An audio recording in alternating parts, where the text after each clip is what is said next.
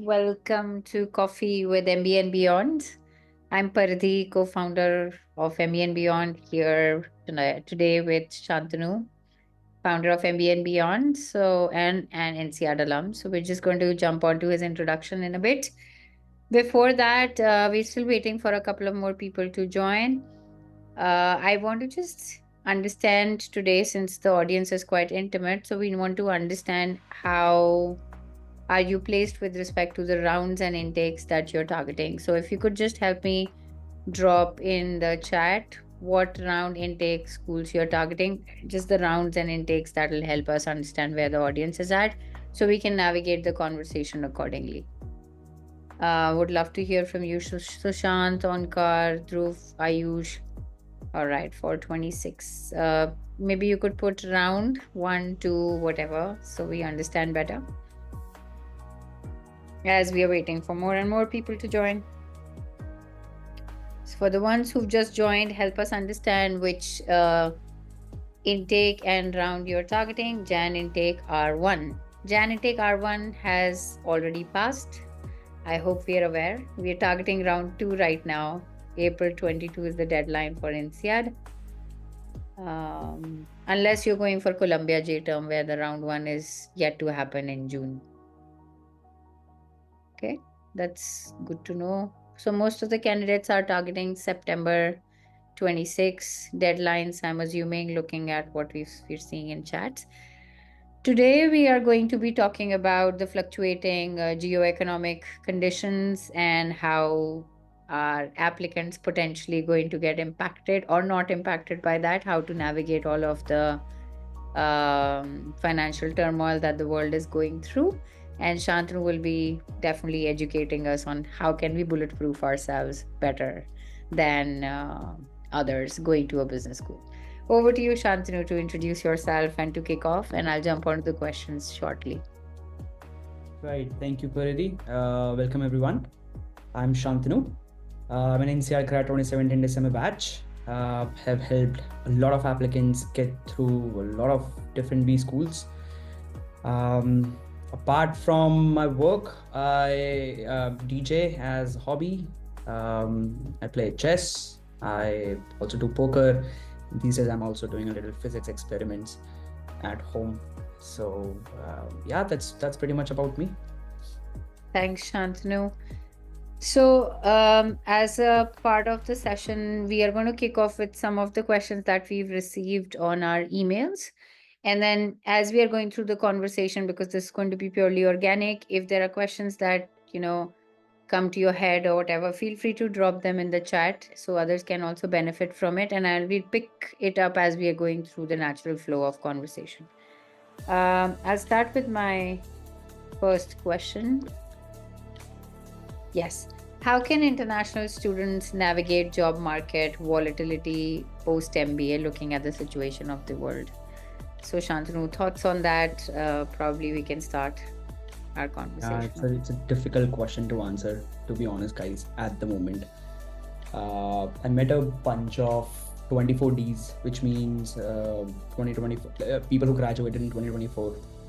A lot of them do not have jobs. It's because of the market. Market had been like that, and it has been like that for the last, I would say, 1 year, 1.5 years. And now with the geopolitical thing that is happening in the US, yeah, it's across the schools. It's not just for one school. It's across at the moment. So yeah, now the geopolitical thing that is happening through US is I would say catalyzing the process where more and more jobs are going away. I was speaking to a few of our applicants. They lost their jobs, and they're wonderful guys, like really wonderful profiles, wonderful guys. The best way to navigate is obviously to, first of all, be present where you want the job. So let's say if you graduated out of LBS, or let's say you graduated out of Stanford, And if you're looking for a job in London, then stay in London. If you're looking for a job, let's say in West Coast, stay over there. I know it's going to be a little expensive, but guys, moving out of that town, that city, it's going to be difficult, to land a job. So the best scenario is to stay there, keep on networking, try to see it as a funnel, where you meet 100, you send request to 100 people, probably 50 reply, and then after 50, probably 25, 30 are going to give you a referral. So that's how you tackle the job market. And all you got to do is just learn once. Once you've learned it, life becomes easier. That's all I'll say. I'll not say taking jobs become easier, but life becomes much easier. Yeah. Thanks, Shantanu. So just building upon what Shantanu also said, I'd recommend. So earlier, what we used to see that it takes on an average 3 months, let's say, for somebody graduating from INSEAD to get the desired job. The time has now at least become 2 to 3x. So if you can, if you have already made it through to INSEAD or LBS or Columbia for that matter, any school, the suggestion would be to already tap into the network base and, if get the clarity of, like Shantanu said, the city, the geography that you're looking at, and start networking already. If required, you can even go to the city ahead of time so that you can already start meeting people who are potentially going to be people who will refer you. So if you start earlier, as soon as you get an admit, it's potentially possible for you to reduce the time, which has become now 3 times, to get a job after an MBA. Also, I've been reading some reports from Poets and Corns, and you can do the research as well. So according to business schools, it's expected that the market is going to get better by early 2027 or late 2026. So, for the ones who are applying for 2026, that's not a concern. But even for those who are going for Jan 2026, so by the time you graduate, hopefully things are already going to turn around and start looking good. Shantanu, any thoughts on that? Any thoughts that... I was actually about to say this because I had missed that, but I'm glad you covered. Okay, no worries. So we are going to go over, while Akanksha is asking, is it for all schools? Akanksha, feel free to unmute yourself if you want to. What exactly? Because we went through the trail of thought, so I could be losing what you mean by all schools. Like job market, is that what you're asking? Yes. No, already covered that. So thank you. All right, no worries.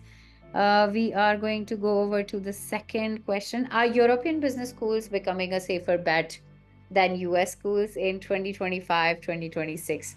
I think that's a very sensitive question or discussion for that matter. So Shantanu, you want to... I'm going to choose my words carefully over here.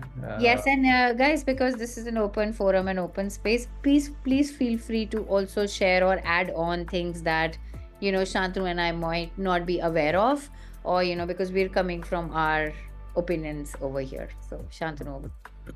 Yeah. I don't know if you guys noticed, but R2 USB schools for Indians has been disastrous. You would have noticed the DEI departments have been fired, right, in USB schools. So if you take out diversity from the equation, then it just becomes how much is your GMAT score, how much is your undergrad GPA, how many gold medals have you won, right? And then it really takes away the story part of it, right? But on the other hand, I think the sentiment of Make in America, right, that is kind of driving everything, which when boils down to B schools, I would say that in Europe, I don't think you're going to face any discrimination at all. It's very, very different world. So yeah, I mean, first of all, to again straight away answer the question, yeah, I mean, the applications in European B schools is definitely gonna shoot up, and that's something that we're already seeing. Um, and I mean, there are people who earlier would come in and say, I want to apply an M7 at M7, or at Ivy League, right, or HSW, right. But now this has moved from, okay, I'm going to pick a few schools from US, but I'm also going to pick schools in Europe, and there are a lot of applicants who are just saying that I think I'm only going to go ahead with European B schools. So again, to conclude, yeah, the number of applications in European B schools is going to go up. Thanks, Shantanu. There's a follow-up question, and we will go in the flow here. How's the job market different right now when comparing geographies, namely Middle East, UK, EU, ASEAN? Are all of them in a downtrend, or some of these are better poises than the rest? Shantanu, if you don't mind, can I take a jab first and then you can add on? Go ahead. So yes, I mean, we can talk in relative terms for this. Of course, everything's been going down, but relatively, Middle East and Southeast Asian markets, if you will look at the relative downfall is much lesser compared to what it has been in UK and US. And of course, US, just because we are international students over there, the whole H1B fiasco has been happening, and it's not now, it has been happening for quite some time. We have seen a lot of our candidates and very like people from our families and everyone where the H1Bs have been rejected. And there's been an increased applicant competition in European business schools over the past 2 to 3 years. This is also evidently supported by the Financial Times ranking, if you will see. So the schools that are biggest feeders into Middle East, EU, I mean, a lot of EU schools are also feeders into Asia and Middle East. If you will see all of them have gone or climbed up the ranks. It's purely because the attention has slightly moved from, and then of course there are multiple factors of ROI, because you go in for a 2-year program. So yes, answering your question, everything is going down, but relatively Middle East and let's say places like Singapore, Hong Kong are in a better position. Just adding on here, I know we are all thinking, though, for the ones who are thinking about Jan intake, there is a deadline for, of course, because this is differently positioned, you should also look into NYU Abu Dhabi. There is a reason why Stern has considered Middle East as a potential space for them to open up another campus. It is fairly lesser competitive, but also where the market opportunities really are right now. So the smart ones are really considering applying to a school like NYU Abu Dhabi. So that's my thoughts on that. And Shantanu, do you want to add? I mean, this over here, I mean, we got to bring in economics into picture. Over here, if you see Middle East economy, for a very long time, it has been run by oil and gas, right, which has been the major thing. Even now, the oil prices are pretty good. So all I'm trying to say is that investors have money and they're still putting in money, right? As far as UK is concerned, I don't think UK has taken that bigger hit, but still there are ripple effects. There are ripple effects of what has been happening, right? Actually, first of all, across the globe, there are ripple effects of what has been happening. But if you talk about Middle East, right? If you talk about Southeast Asia, indeed there's a hit, but it's not that much. But we see, I mean, if you're going to go into recession, then you would see it everywhere, right? But I hope the smart minds save it. Yeah. I mean, I know we've all got the big American dream, and then some of us really want to move to Europe and UK. But just to make some financial sense out of things right now, there are other markets apart from that could be doing better than the others, and you can always move back and forth, especially if you go to an international business school, which has a big network, alumni base across the globe, especially schools like INSEAD. If some of you are considering, I would just like to know the candidates who are applying to INSEAD, whether it's September intake, Jan intake, does not matter, but just probably just drop in INSEAD in the comments, so I'll just know the kind of candidates or the number of candidates applying to INSEAD right now. Right.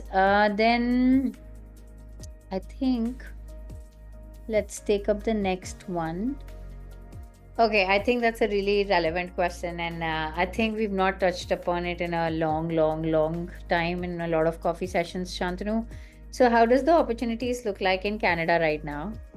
Especially in schools, if you graduate from schools like Rotman, Smith, and of course, Ivy is considered also one of the good schools over there. So, and Schulich. So, we're just adding to your list, alum over there. So, Shantanu, your thoughts? All our applicants have gotten job. Like that's how I'm gonna put it. So everyone is doing pretty well. I sometimes catch up with them, just saying hello, how you doing, you know. Um, I haven't heard any complaint, though I've heard complaints from people, when getting to Columbia or big shot schools in US where they were struggling. But I think Canada has been fine. That's how I'll put it. And I guess, guys, what you can do is the best way to look at this is you can download the employment statistics of individual school. It is present over there. They would tell you what percentage of students got placements by the time course ended, 3 months after the course, 6 months after the course. What was the average salary, right? So all this data is available on each and every school's website. But do not rely completely on it. If possible, if you have someone at that school, speak to them. They are going to give you a better picture. Yeah. Thank you, Shantanu. I would just like to take a moment to help everyone understand, at least for the ones who are looking to work with MBA and beyond. I know some of us are, but the ones who are looking to work, we are actually going to help you because we come from a school of thought that the schools should be picked not just basis the averages of the score, but the life trajectory that you see for yourself. Based on that, we are going to go above and beyond this application cycle to study the market a little bit with you. Of course, we're going to facilitate you to do that. The consultant is going to help you understand where does it make more sense with respect to the industry and the role you want to land yourself into. Because if it's, of course, financially making sense, then only it makes sense that you put in the effort and the hard work in that direction. So the schools are going to be picked basis that, not just basis the averages that you are seeking on your GMAT and GRE, but also an understanding of where the market is going to be flourishing for the roles that you want to land yourself. And second, since we've seen a lot of layoffs and Shantanu and I have been talking to a lot of candidates who are struggling with financial situations right now, and I hope all of you are in a good position, but we are offering our full package, which is normally it costs at $2,800 and every additional is $1,000, but we have significantly reduced our 2,800 to 1,800, and then you have to pay 500 when you get an interview invite and a $500 when you get an admit. So we've brought it down significantly by $1,000 just to support candidates during this time, because I know we're all going through difficult times, but we all also want to go to business school. So yeah, 2 extra support, one financially, and the second helping you understand the market landscape so that you pick the schools wisely and not just looking at the Financial Times rankings and averages. So yeah, for anybody who's By the way, guys, this is actually lower than what we charged during COVID. So that's how the market condition is. And like Pardeep said, when we are also speaking with applicants, we can really feel what's happening around. So that's why it's a conscious decision of ours to bring it down from 2,800 to 1,800. And let's say if you're buying a 2 school package from 3,800 to 2,800, and then you only pay if you succeed.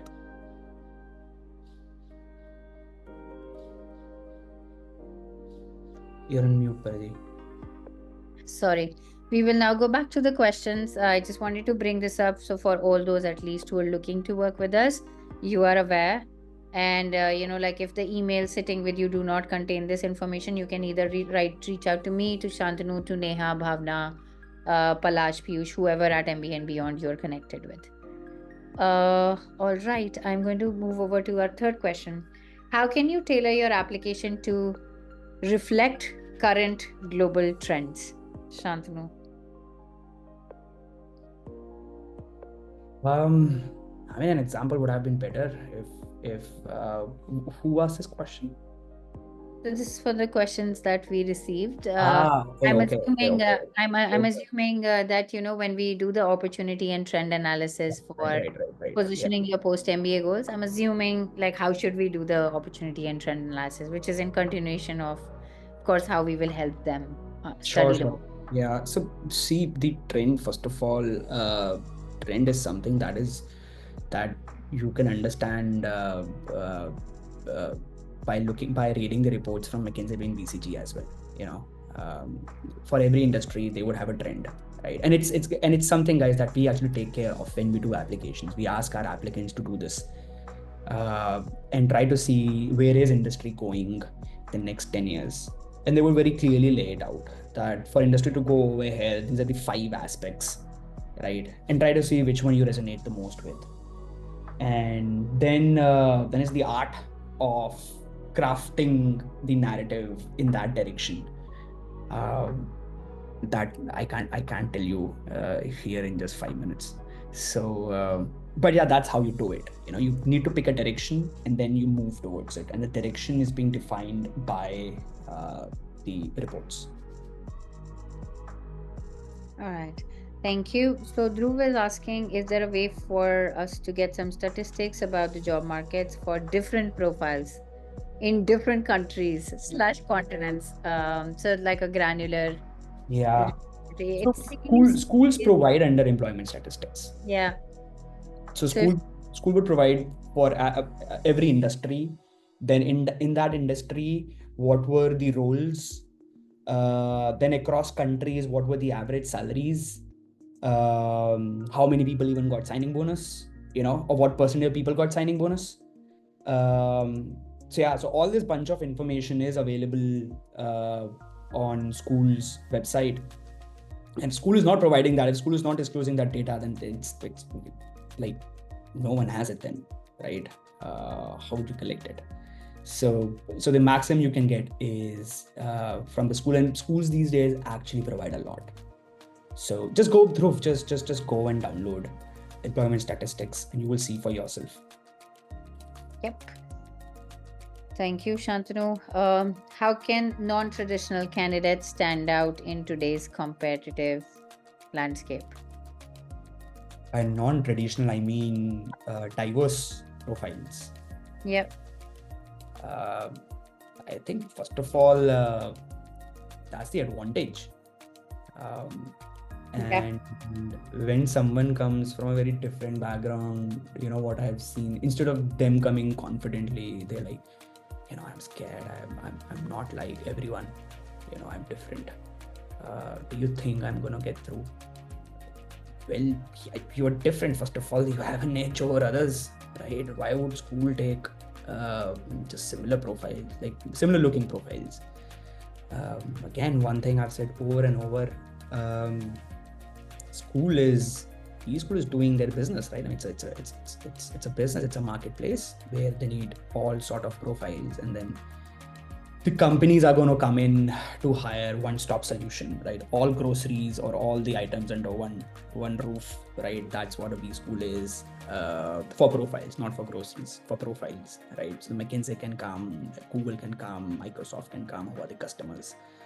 They would come in and buy 15 product managers, get 15 product managers, 20 consultants. So that's how it happens, right? So you need to have different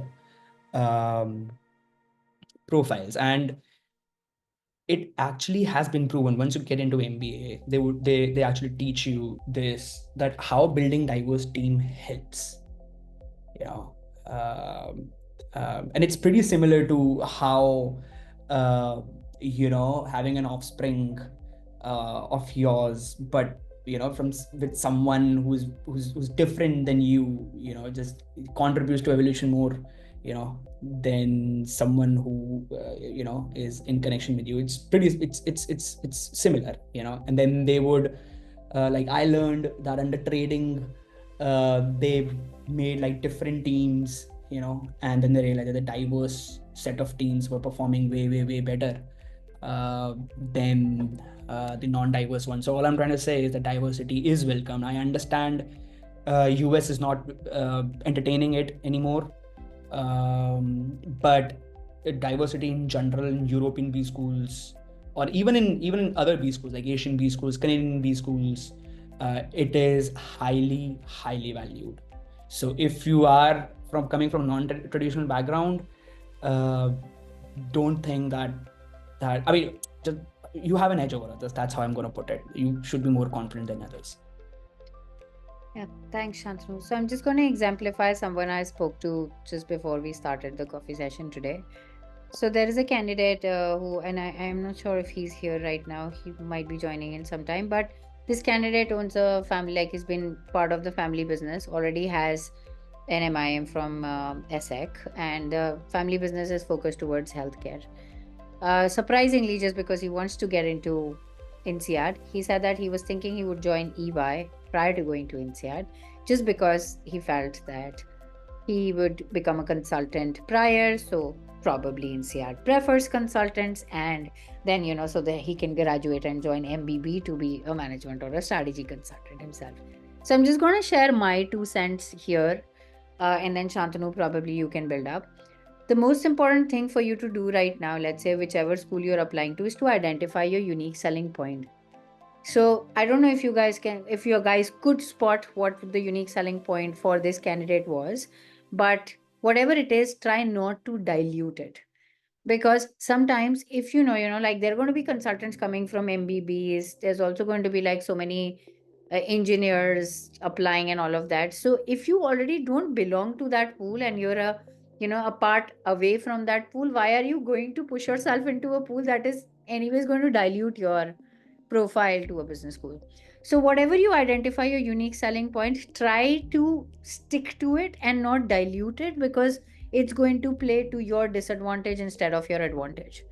INSEAD does not have a preference of getting consultants in. INSEAD has a preference of bringing in as many diverse people from as many diverse countries or different countries to, and that's mostly all the schools. The more uniquely you're able to position yourself, the better are your chances.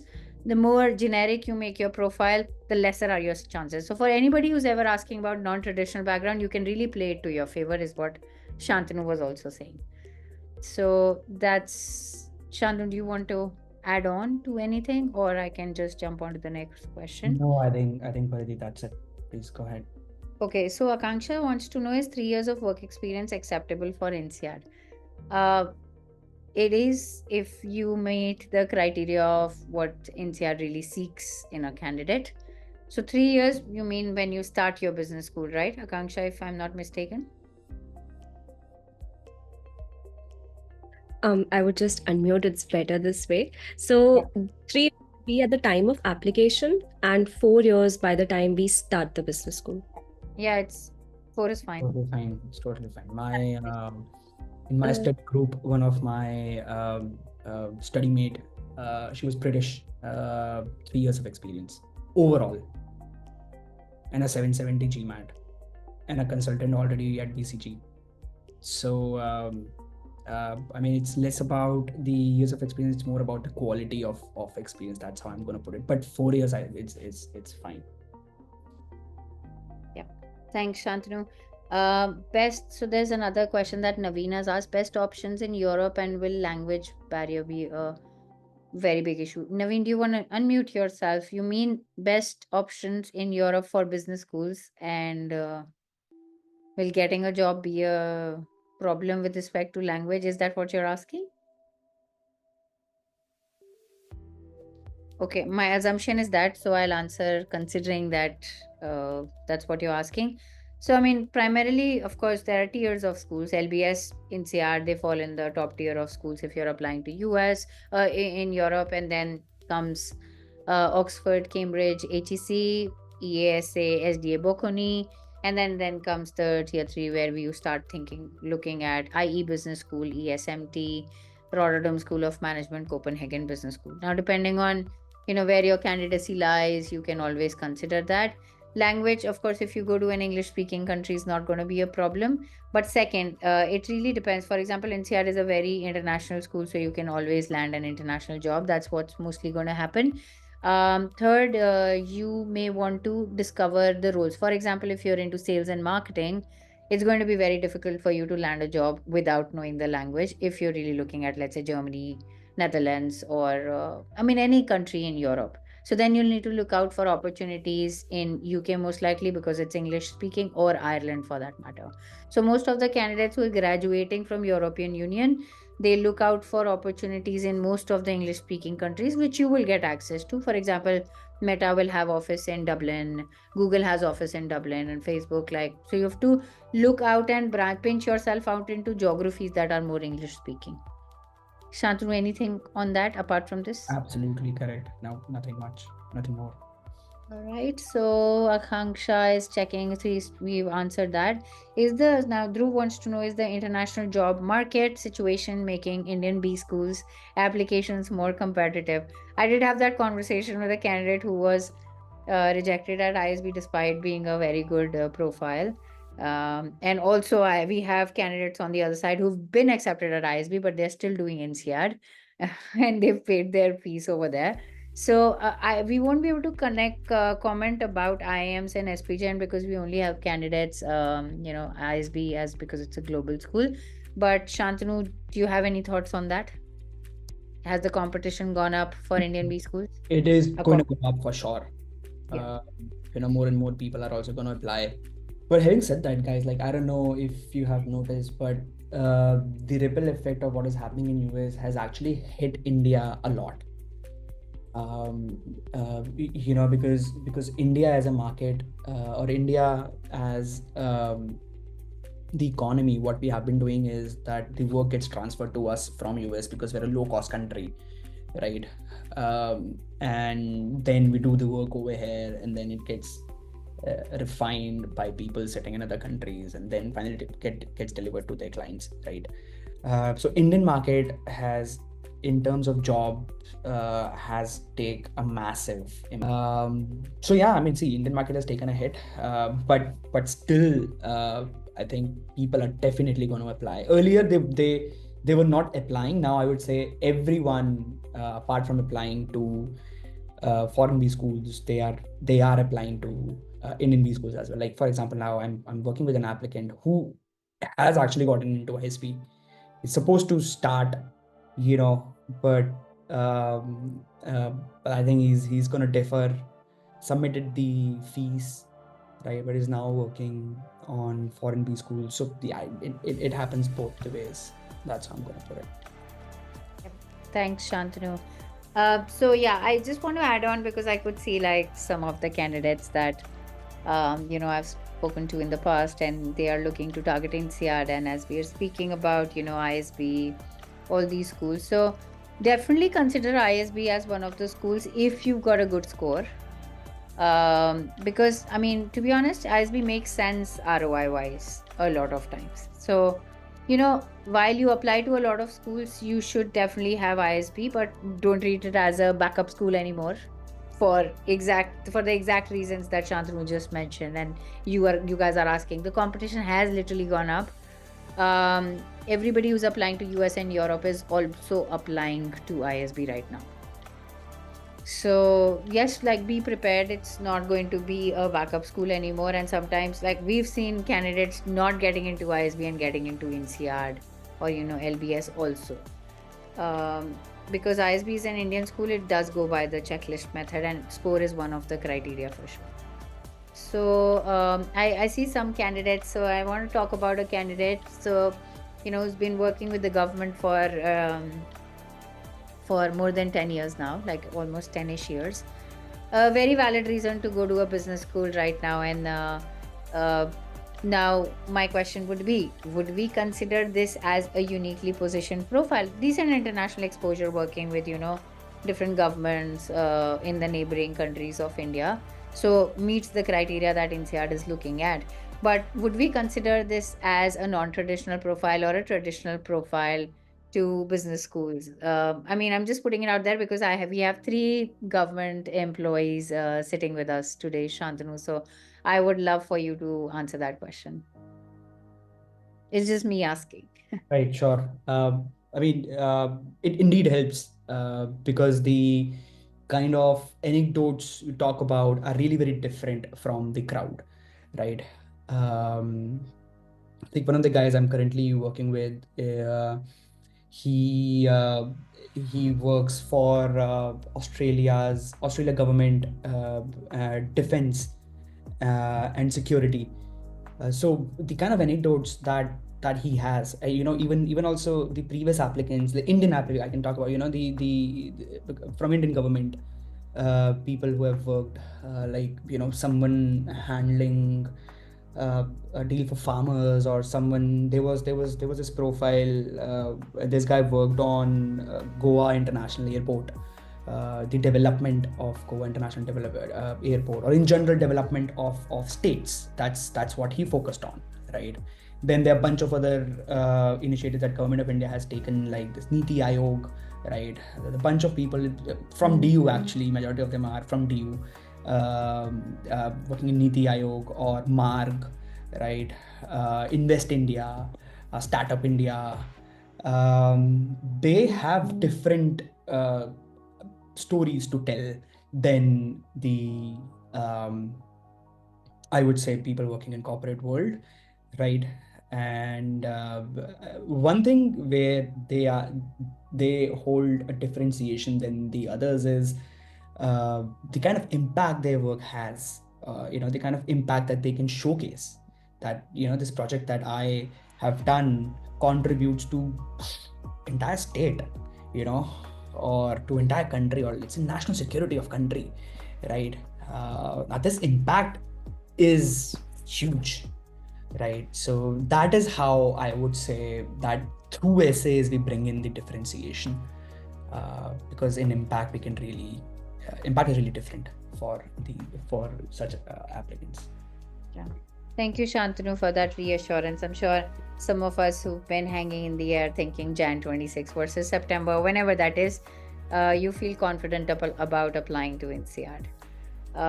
Okay, now we've got some questions around M7 and of course INSEAD, HEC, LBS as well. A lot of M7 grads return to India post 3 to 4 years, after 3 to 4 years of graduating in PEVC startup at VP level roles. How hard or easy is this move for INSEAD, LBS, HEC graduates? That's what Ishan is asking, Shantanu. Well, I'm an INSEAD grad. I live 6 months in Goa and 6 months in Amsterdam. So, as far as the move is concerned, I've decided to not just move to a single place, but to move around. But in general, see, I think it's about the value your degree that piece of paper actually holds, and if you talk about the top B schools, they are valued. It's an easy move. Coming back to India is never a challenge, guys. Come on. I mean, if you're an Indian, coming back to India is never a challenge. The challenge is always the other way around, right? Sorry, Shantanu, I'd just like to clarify. The question is also around PEVC startup space at VP roles, coming from INSEAD, HEC, LBS. Right. I mean, honestly, I don't know anyone with 4 years of experience getting back to India. I haven't spoken, guys, so I can't really comment. Yeah, over here. I mean, I have my friends working in PEVC, reaching really high level. One guy, he's doing his own, he's setting up his own PE firm for online gambling. And but I mean, it's a very different game, right? I mean, PEVC in general is a very different game. Whatever you see from the perspective of 10 years.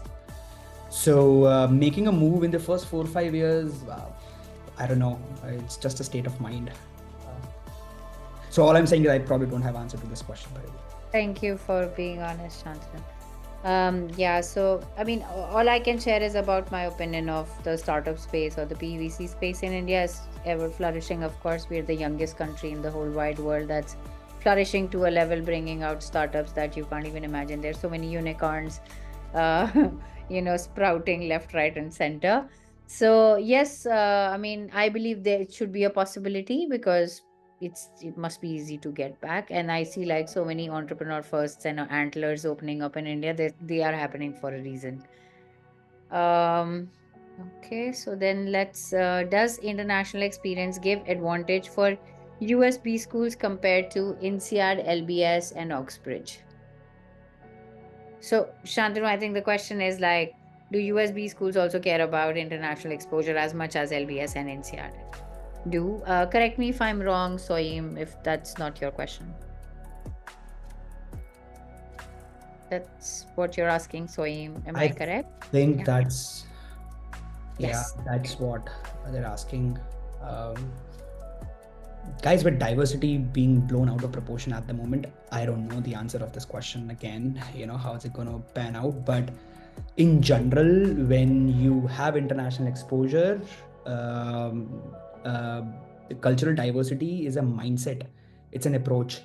So the way you would answer questions is very different, and we make sure that it comes out. And what we have seen is every B school likes it, loves it. Every B school. It's just that INSEAD puts it in the face, right? And actually, INSEAD is the most diverse school than any other school at the moment on the planet. But every school likes it. But again, now I don't know how it's going to happen in later intake. Yeah. Thanks for that, Shantanu. Now, I mean, this is just like between you and I having a conversation, and I hope all of us can benefit from this. We may not have the answer to this, but it's just out of curiosity I want to ask Shantanu. So when you say that diversity, equity, and I has been taken off, or has been struck off in a lot of places in the US, now for schools like, let's say, Columbia and Fuqua, they've been always so heavy on DE&I that they always seeked. They were seeking that as a value in candidates, and that was such an essential part of the essays and stories. So, like, have the values changed or the value stays? But I mean, like, what exactly is going on that front? Because how can a school change their values just because something has happened? That's my question. Of course, just wanted to understand your thoughts. There's this news actually, I think it came today, where it says Columbia University agrees to few Trump demands after $4 million funding freeze. So that's how it happens, right? If you freeze their funding, what are they going to do? Either everyone loses their job, right? Yeah. Or few of them lose their job, where the entire DEI department has been fired, right? Yeah. And they are following a specific way, and the values change. The moment $400 million for a university is a lot, right? Yeah.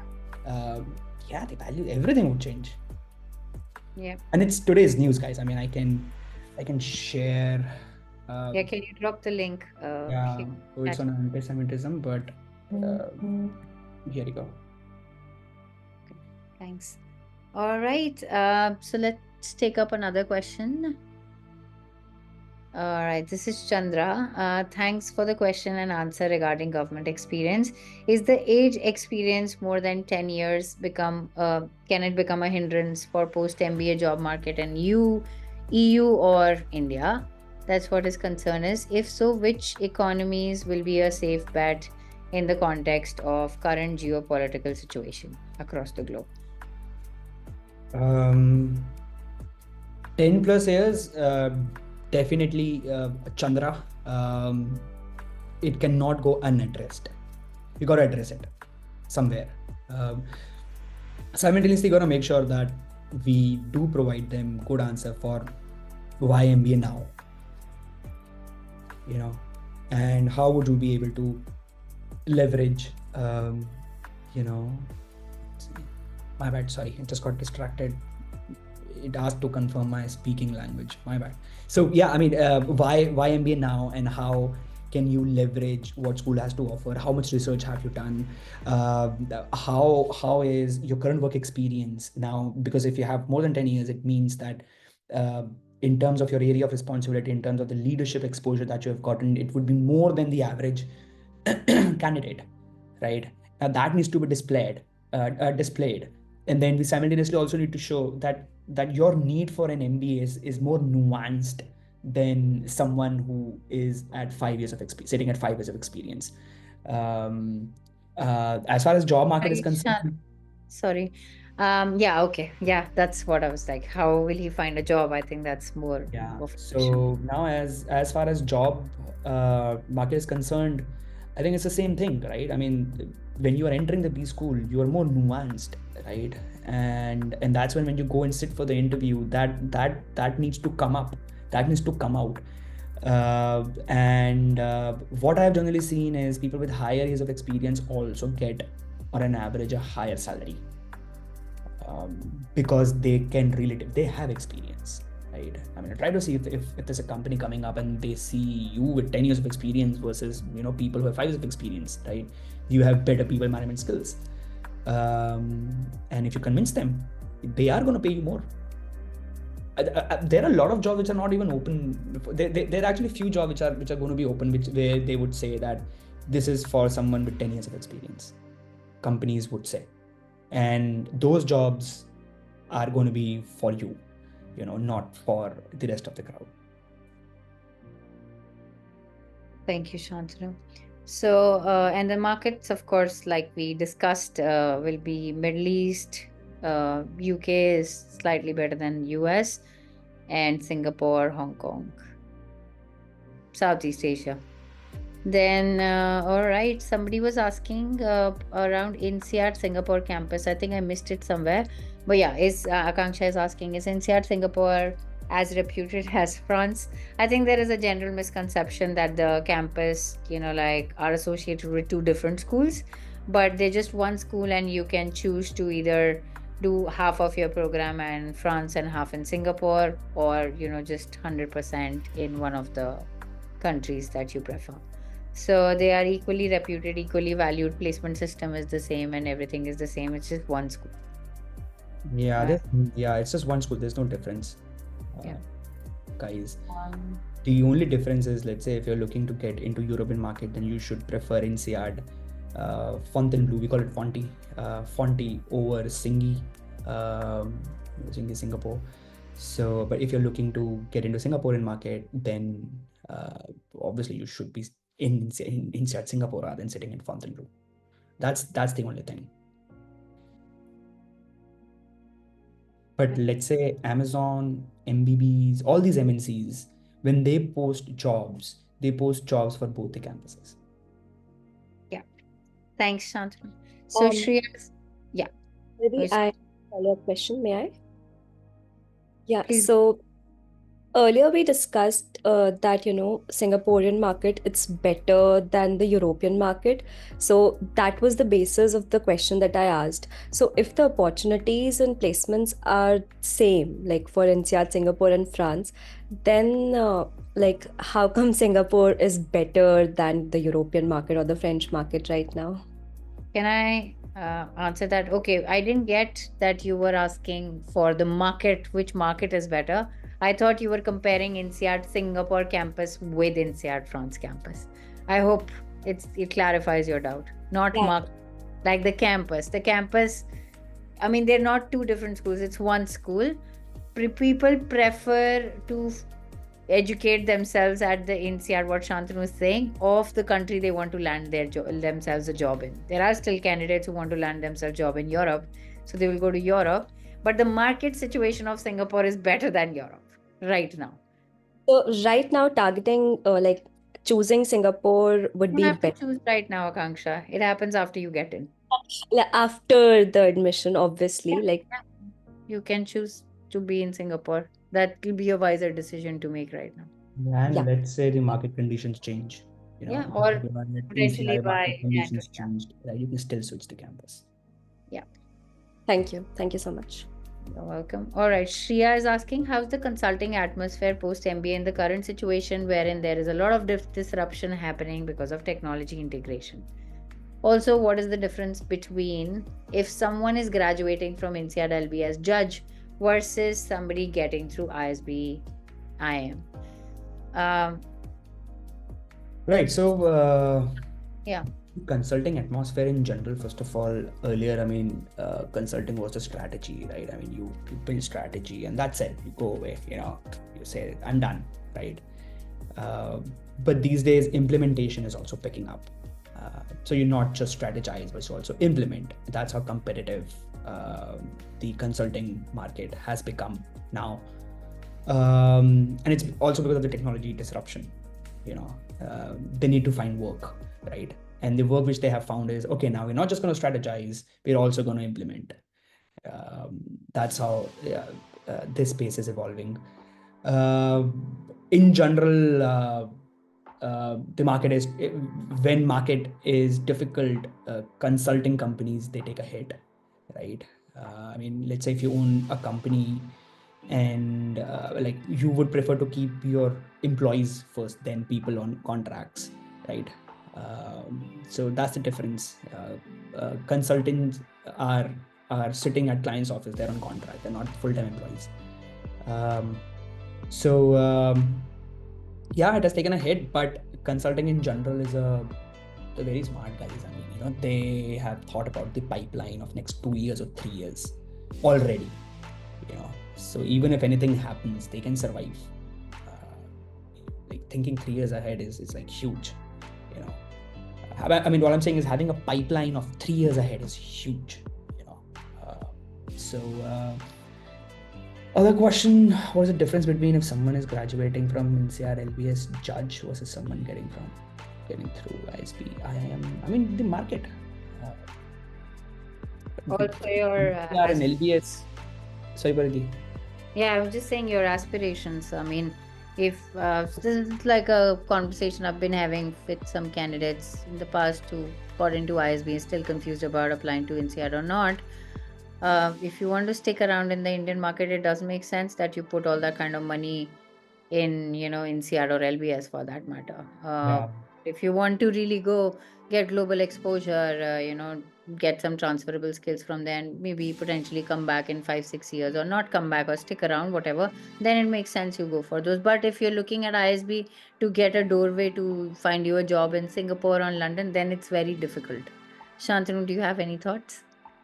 Absolutely. So INSEAD's stats, INSEAD LBS stats, out of 100 Indians, 90 stay out of India, right?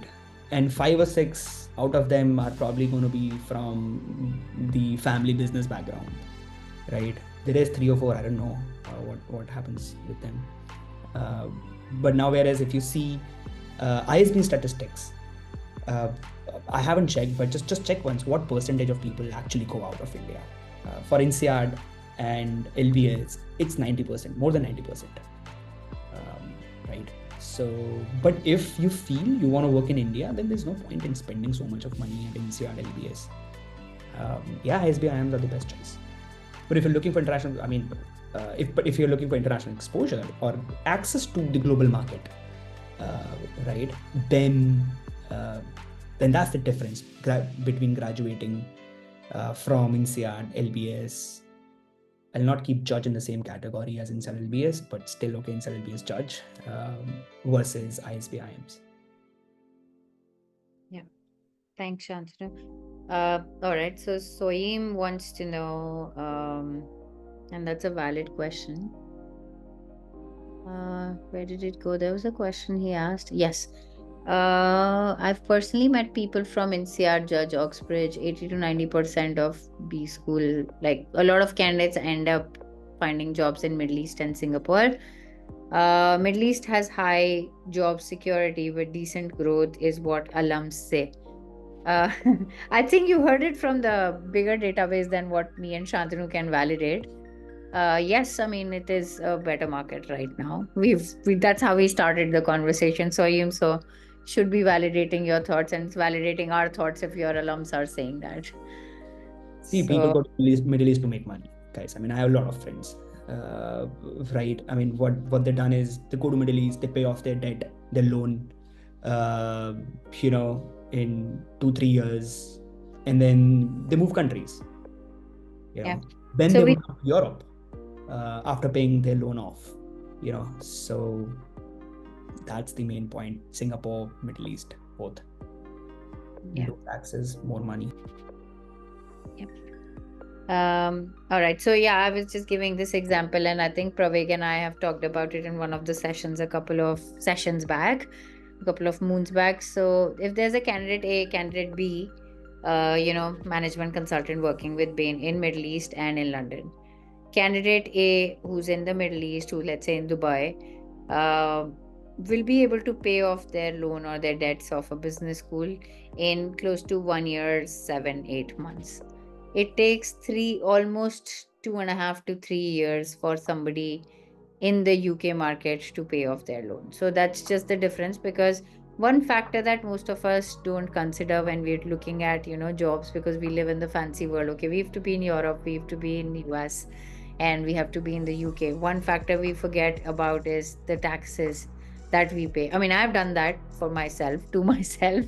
I was in a tax haven for the longest time, Singapore, and then, of course, moved to Europe and realized that, oh, it was so hard to save money, because 40% of your money just goes away.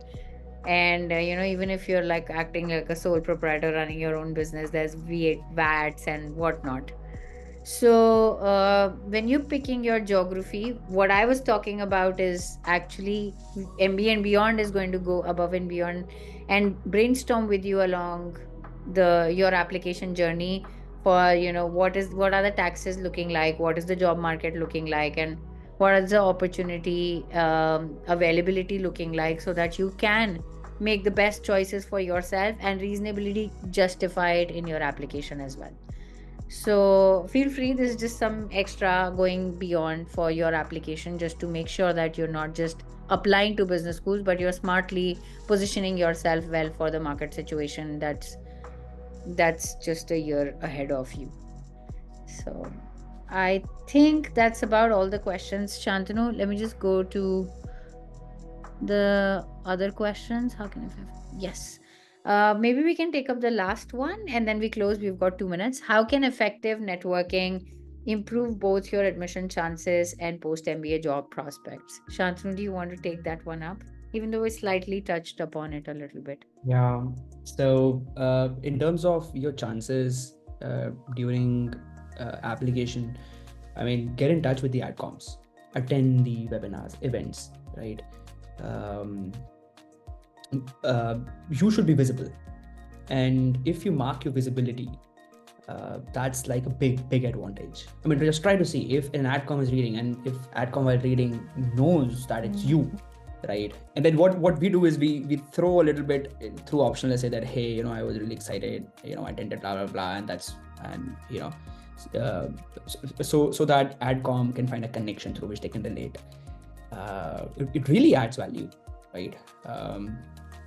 Now as far as job is concerned, networking is the entire game. I mean, we coming from India, we have this habit of campus placements, right? The companies are going to come on campus, they're going to hire, and that's it, boom. It doesn't happen this way outside of India. Yeah, 40-50% of placements happen through on-campus recruitment, but majority of the placements, I would say more than 50% of the placements, they happen through networking. And like I said earlier, it's a funnel, right? When you're part of that community, now when you're going to reach out to people from when you're going to reach out to the alum group, right, they're going to reply to you, because that's how they had found jobs, right? So it's a funnel. The way it helps is, the bigger network you have more people to reach out to. It means more people are overall replying to you.